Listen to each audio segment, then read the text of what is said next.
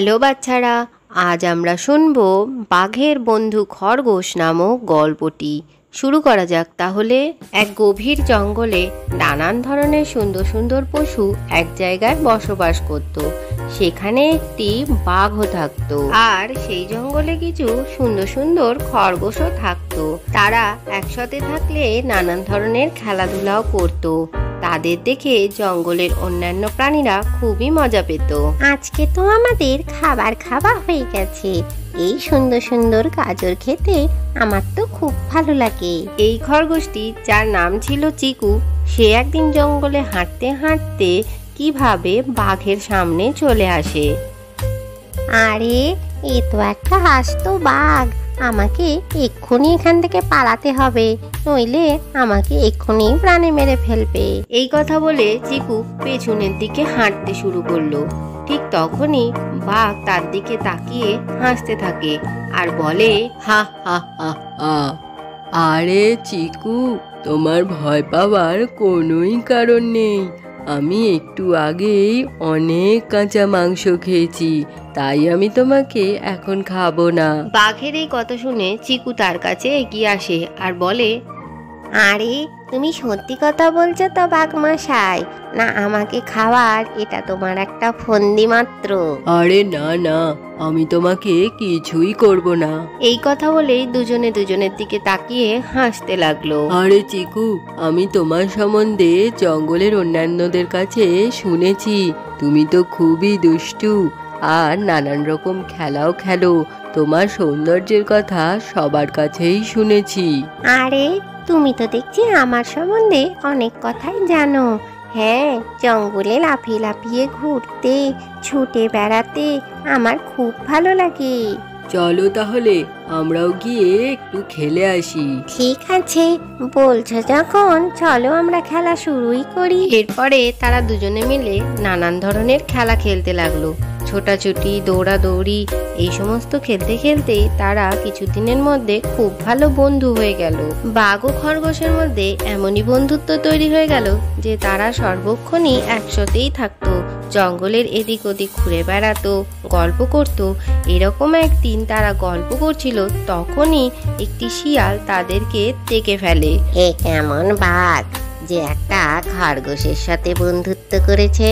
এতক্ষণ তো এই খরগোশকে খেয়ে ফেলা উচিত ছিল, বোকা বাঘ। এইভাবে কিছুদিনের মধ্যে বাঘ আর খরগোশের আরো ভালো বন্ধুত্ব তৈরি হয়ে গেল। আমার তো খুব হিংসেই হচ্ছে। আমি এই খরগোশটাকে খেতে চাই আর বাঘের সাথে বন্ধুত্ব করে এই জঙ্গলে রাজত্ব করতে চাই। এদের দুজনের বন্ধুত্ব ছেদ করা খুবই শক্ত কাজ, কিছু তো একটা করতেই হবে। এরপর শিয়াল কিছুক্ষণ ভাবতে লাগলো আর তারপরে বলল, এদের বন্ধুত্ব ভাঙার জন্য আমার বন্ধুদের সাহায্য নিতে হবে। এরপরে শিয়াল তার বন্ধুদের কাছে গেল আর বলল, আরে বন্ধুরা, আমার কাছে তোমাদের জন্য একটা দারুণ অফার আছে, সেটা কি তোমরা শুনবে? কি অফার বলো? আর কোথা থেকে এনেছো? ওই খরগোশ আর বাঘকে আলাদা করতে হবে। খরগোশকে আমরা মেরে ফেলবো আর বাঘকে আমরা আমাদের গোলাম বানিয়ে নেব, আর যা খুশি কাজ ওকে দিয়ে আমরা করাতে পারবো। না বন্ধু, আমরা কারুর বন্ধুত্ব নষ্ট করতে পারবো না। আর বাঘ আর খরগোশ তো খুবই ভালো বন্ধু, তুমিও এই কাজ করো না। আমার শিয়াল বন্ধুরা সাহায্য না করলেও আমি এটা নিজেই করতে পারবো। একদিন বাঘ ও খরগোশ যখন দাঁড়িয়েছিল, তখন সেখানে শিয়াল তাদের সাথে বন্ধুত্ব করবার জন্য আসে। না শিয়াল, আমি তোমার সাথে বন্ধুত্ব করতে পারবো না। আমার একটা খুব ভালো বন্ধু আছে। হ্যাঁ শিয়াল, আমারও অনেক বন্ধু আছে, আর আমার একটা খুব ভালো বন্ধু আছে, তাই তোমার সাথে আমরা বন্ধুত্ব করতে পারবো না। না, এই প্ল্যানটাও কোনো কাজ করলো না। এক কাজ করি, এদের দুজনের মধ্যে ঝামেলা পাকিয়ে দিই।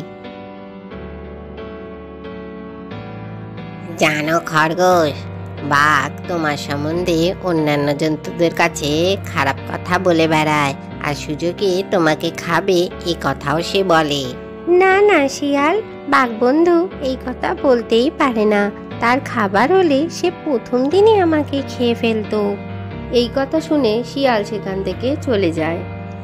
আরে বাঘমশাই, খরগোশ তোমার নামে অন্য পশুদের কাছে নিন্দে করে আর বলে তুমি নাকি তার গোলাম। না শিয়াল, খরগোশ এরকম কথা বলতেই পারে না।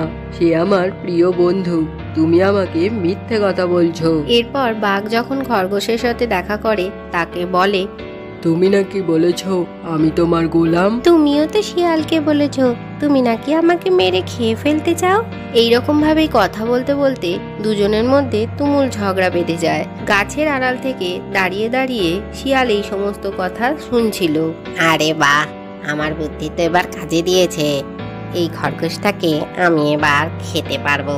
এরপরে বাঘ ও খরগোশ আলাদা হয়ে যেতেই শিয়াল গুটি গুটি পায়ে গিয়ে খরগোশের গলা চেপে ধরে। এটি দেখে বাঘ পিছন থেকে এসে লাফিয়ে তার দিকে আসতেই শিয়াল সেখান থেকে ভয়ে পালিয়ে যায়। চিকু, তুমি ঠিক আছো তো? আমি তোমার সাথে খুব বড় অন্যায় করেছি, তোমার সাথে ঝগড়া করেছি, সব এই দুষ্টু শিয়ালটার জন্যই হয়েছে।